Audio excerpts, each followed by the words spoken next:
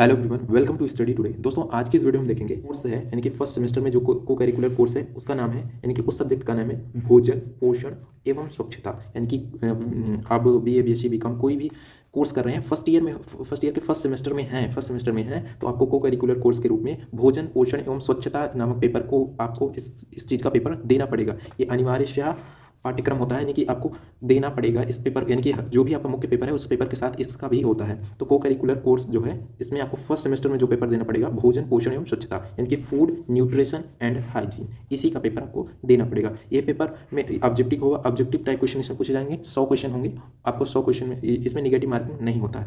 अब देखते हैं इसका सिलेबस, हमें देखना है कि सिलेबस का कौन कौन से सिलेबस क्या है और कौन कौन से सिलेबस में कितनी यूनिट है, कौन कौन से टॉपिक पढ़ना। ये जो यानी कि ये जो को करिकुलर कोर्स है बीए में जो ऐड किया गया है यानी कि ग्रेजुएशन में, वो राष्ट्रीय शिक्षा नीति एनईपी 2020 पे आधारित है, यानी कि उसी के बेस पर इन कोर्सेज को जोड़ा गया है आपके बीए बीएससी बीकॉम कोर्स के साथ। तो आप फर्स्ट ईयर के फर्स्ट सेमेस्टर में हैं तो आपको भोजन पोषण एवं स्वच्छता को करिकुलर कोर्स का पेपर देना होगा। और इसका सिलेबस देखते हैं, तो चलिए सिलेबस देखते हैं। तो सबसे पहले हम देखते हैं इसमें टोटल 4 यूनिट है, चारों यूनिट में कौन कौन से इंपॉर्टेंट टॉपिक्स हैं और देखते हैं उन सब चीज़ को। तो चलिए सबसे पहले हम देखते हैं फर्स्ट यूनिट। पहले यूनिट में हमें क्या पढ़ना है, तो देखिए हम ये बहुत ही इंपॉर्टेंट यानी कि को करिकुलर कोर्स है। ये मुख्यतः ये ऐसे कोर्स होते हैं जो आपके सेहत के लिए, आपकी यानी कि आपको ऐसे कोर्स ये है जो आपको फ़ायदा करे, इस हिसाब से इस कोर्स को बनाया गया है। तो इसमें मुख्यतः बात किन चीज़ों की जाएगी, भोजन के विषय में, हमें किस तरीके से भोजन करना चाहिए, भोजन की कमी से कौन कौन से रोग हो सकते हैं, भोजन की अधिकता से इष्टतम भोजन यानी कि पर्याप्त भोजन की क्या होता है, पोषण क्या होते हैं, पोषक तत्व क्या होते हैं, जैसे कि कार्बोहाइड्रेट, वसा, प्रोटीन, खनिज, विटामिन, पानी, इस तरीके से कई सारी चीज़ें। तो उसके बाद आपको पढ़ना पड़े स्वच्छता, बीमारी से संबंधित, स्वच्छ आप कैसे रहो, आपको बीमारी कोई ना हो। कई सारे बीमारियों में जैसे मधुमेह, उच्च रक्तचाप, मोटापा, कब्ज, दस्त, टाइफाइड आदि ये सारी चीज़ें जो हैं इनके विषय में आपको इस पाठ्यक्रम में आपको पढ़ना पड़ेगा। तो चलिए हम सबसे पहले देखते हैं यूनिट फर्स्ट। तो यूनिट फर्स्ट में हमें पढ़ना है भोजन और भोजन की अवधारणा से संबंधित, यानी कि भोजन और पोषण की अवधारणा क्या है इसके विषय में। तो सबसे पहले देखते हैं इसका जो सबसे इंपॉर्टेंट पहला जो टॉपिक है भोजन पोषण तत्व, यानी भोजन क्या है इसके विषय में, पोषण जो तत्व होते हैं, न्यूट्रिशन जो एलिमेंट होते हैं उसके विषय में, पोषण क्या होता है इसके विषय में, स्वास्थ्य संतुलित आहार क्या होता है इसकी परिभाषा आदि ये सारी चीज़ें बेहतरीन तरीके से आपको पढ़ना है। उसके बाद देखते हैं पोषण के प्रकार क्या है, जैसे कि इष्टतम पोषण, यानी कि इष्टतम का मतलब होता है उचित मात्रा में, जितनी जरूरत है उतना भोजन करना, तो इष्टतम पोषण करना।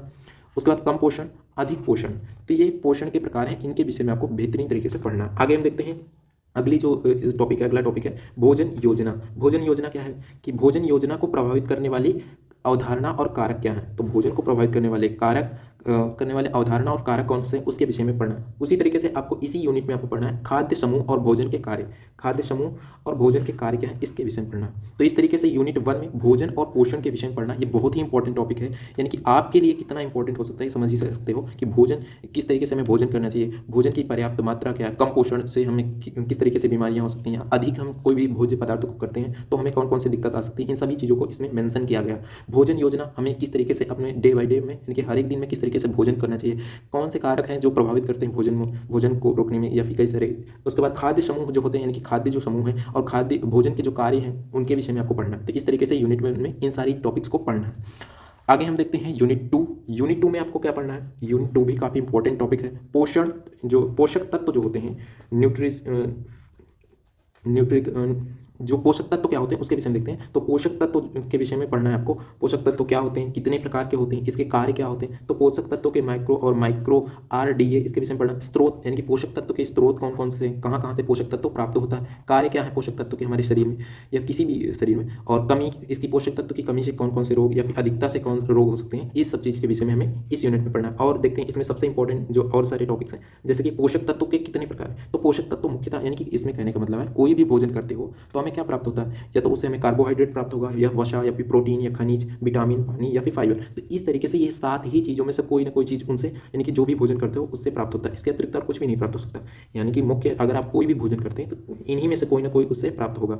तो देखते हैं कि कौन कौन से, यानी कि पोषक तत्व जो होते हैं ये 7 होते हैं। तो एक एक देखते हैं। सबसे पहले देखते हैं कार्बोहाइड्रेट। तो कार्बोहाइड्रेट क्या है इसके विषय में, इसकी प्रचुरता किन भोज्य पदार्थों में पाई जाती है आदि बहुत सारी चीज़ें।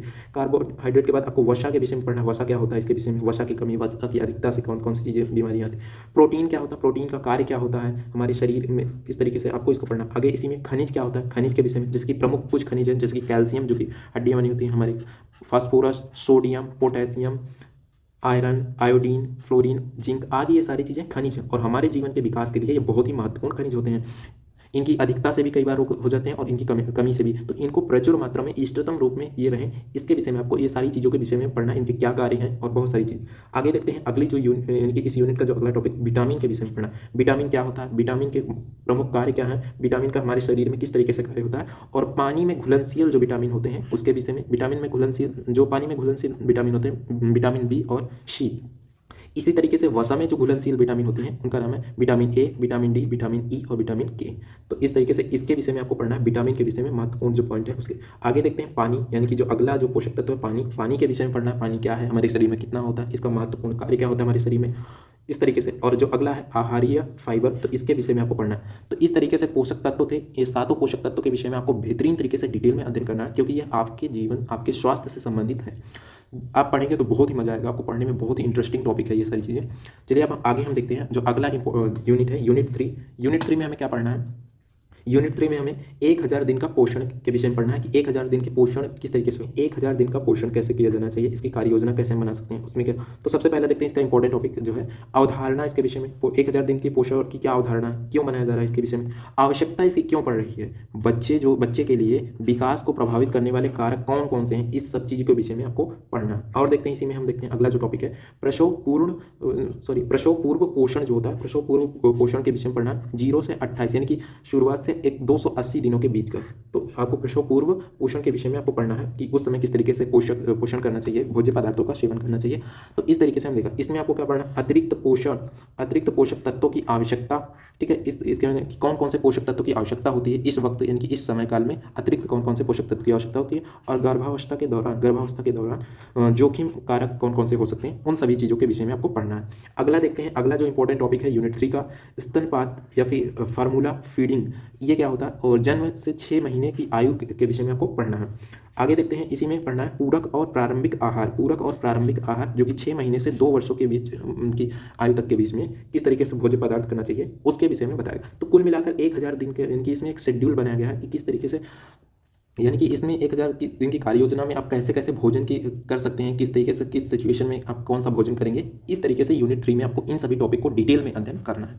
आगे हम और देखते हैं अगला यूनिट जो है, अगला यूनिट है यूनिट 4। यूनिट 4 में हमें क्या पढ़ना है, यूनिट 4 में हमें पढ़ना है सामुदायिक स्वास्थ्य अवधारणा, यानी कि सभी के जो सामुदायिक स्वास्थ्य की अवधारणा है, यानी कि हर व्यक्ति का जो स्वास्थ्य कितना इंपॉर्टेंट है, ये आपको इसी टॉपिक में जो पढ़ेंगे उससे ही पता चलेगा। तो सामुदायिक स्वास्थ्य कितना इंपॉर्टेंट है, इसके विषय में आपको पढ़ना है। सामुदायिक स्वास्थ्य अवधारणा क्या है, इसके विषय में पढ़ना है। समाज में प्रचलित सामान्य जो बीमारियां होती हैं उनके कारण कौन से हैं, और पोषक, इनकी उसमें पोषण निम्नलिखित में आवश्यकता, यानी कि पोषण की कौन कौन सी आवश्यकता हो सकती है उन बीमारियों को दूर करने के लिए।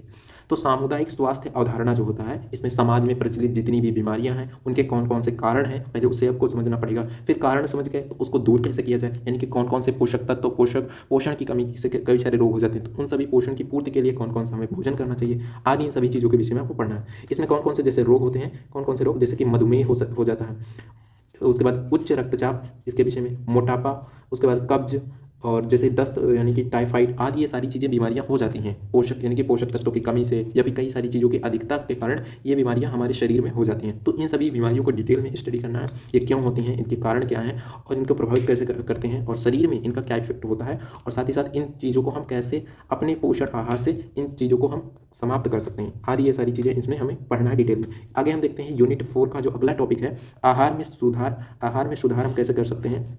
सुधार के लिए राष्ट्रीय और अंतर्राष्ट्रीय कार्यक्रम और नीतियां बनाई गई हैं। तो आहार में सुधार के लिए राष्ट्रीय और अंतर्राष्ट्रीय कार्यक्रम और नीतियां बनाई गई हैं, उनके विषय में हमें पढ़ना है। जैसे कि बहुत सारी, जैसे कि देखते हैं ना, जो बच्चों के लिए प्राइमरी कॉलेज में जाते हैं ना, प्राथमिक विद्यालय में, तो वहाँ पर भोजन दिया जाता है, तो उस तरीके से ताकि बच्चों के, इनके जब छोटे होते हैं तो उन्हें पोषक तत्वों की कमी ना हो सके, आदि बहुत सारी चीज़ों पर राष्ट्रीय और अंतर्राष्ट्रीय कार्यक्रम नीतियां बनाते हैं। तो उन सभी चीज़ों के विषय में पढ़ना है, उसके महत्व क्या है, उसकी आवश्यकता क्या है, और क्यों बनाए जाते हैं ऐसे।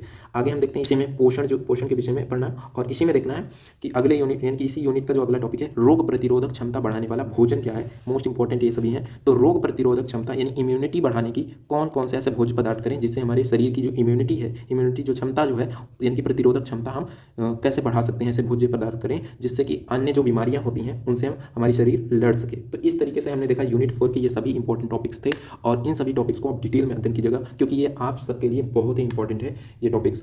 तो इस तरीके से हमने देखा को करिकुलर कोर्स, जो कि फर्स्ट ईयर के फर्स्ट सेमेस्टर का जो को करिकुलर कोर्स है ये काफ़ी इंपॉर्टेंट रहा है, और आपको इसके सभी टॉपिक्स को बेहतरीन तरीके से पढ़ना है।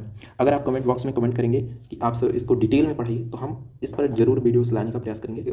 और हाँ, अगर आपने इस यानी कि हमने कई सारे यानी कि को करिकुलर कोर्स वीडियोस, को करिकुलर कोर्स से संबंधित कई सारे वीडियोस बना दिए हैं। इसके प्रीवियस ईयर पेपर भी मैंने प्रोवाइड करा दिया है, उनका डिटेल अध्ययन कराया है, यानी कि जो उसके आंसर है उनको हमने प्रीवियस ईयर क्वेश्चन पेपर का सोल्यूशन बताया है। अगर आपने उस वीडियोज़ को नहीं देखा तो वीडियो के डिस्क्रिप्शन बॉक्स में एक प्लेलिस्ट दे रखी है, आप वहाँ से उसे ओपन करेंगे तो को करिकुलर कोर्स से जितनी भी वीडियोस हमने बनाई वहाँ पर आपको देखने को मिल जाएंगी, तो वहाँ से आप उन सभी वीडियोस को देख सकते हैं। तो बस आज के इस वीडियो में इतना ही। आई होप दैट कि आपको ये वीडियो पसंद आई होगी। अगर आपको ये वीडियो पसंद आई है तो वीडियो को लाइक कीजिए, अगर चैनल पर पहली बार आए तो चैनल को सब्सक्राइब करें, एंड इस वीडियो को अपने दोस्तों के पास जरूर शेयर करें, ताकि वे लोग भी अपने एग्जाम में बेहतर से बेहतर नंबर ला सकें, वे समझ पाएँ कि ये भोजन, पोषण एवं स्वच्छता यानी कि फूड न्यूट्रिशन एंड हाइजीन जो को करिकुलर कोर्स है, इसका सिलेबस क्या है, कितना इंपॉर्टेंट है, कौन कौन से टॉपिक से क्वेश्चन बनते हैं, वो भी जान सकें। बस आज की वीडियो